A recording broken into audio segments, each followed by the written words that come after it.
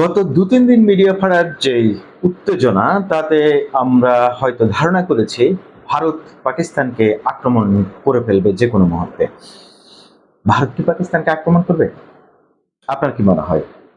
তবে এক্ষেত্রে আমার একটি কথা হচ্ছে, ভারত কখনোই পাকিস্তানকে আক্রমণ করবে না। মানে ভারত সামগ্রিক যুদ্ধে জড়াতে চাইবে না। ভারত যুদ্ধের একটা ভান করবে। এবং তারা যে সার্জিক্যাল স্ট্রাইক করার চেষ্টা করেছিল ইতিপূর্বে, আপনারা জানেন যে সেখানে একজন পাইলটকে পাকিস্তান আটক করে এবং তাকে পরবর্তীতে জীবিত ফেরত দেয়। যে জিনিসটা পাকিস্তানের দয়া এবং ভারতের প্রতি অনুগ্রহের একটা প্রকাশ তখন হয়েছিল। বিশ্বের সবার কাছে পাকিস্তান প্রশংসিত হয়েছিল। তারপর থেকে তার সার্জিক্যাল স্ট্রাইকও বন্ধ হয়ে গেছে এবং ইতিপূর্বে আর এ ধরনের কোনো ঘটনা ঘটেনি।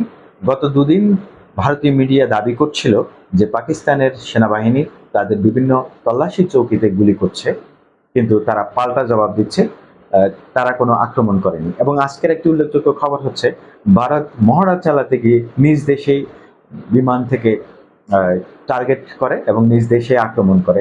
এটা হাস্যরসে পরিণত হয়েছে এই নিউজটা, বিশেষ করে সোশ্যাল মিডিয়ায়। এবং মোদির যে হুম্বিতম্বি, সেক্ষেত্রে অনেকেই বা মোদি যা যতটুকু করছে তাদের মিডিয়া তার চেয়ে বেশি করছে। মিডিয়ার যে হাইপ তোলার চেষ্টা করছে তারা পাকিস্তানকে একদিনে গেলে ফেলবে, এটা আসলে সম্ভব না।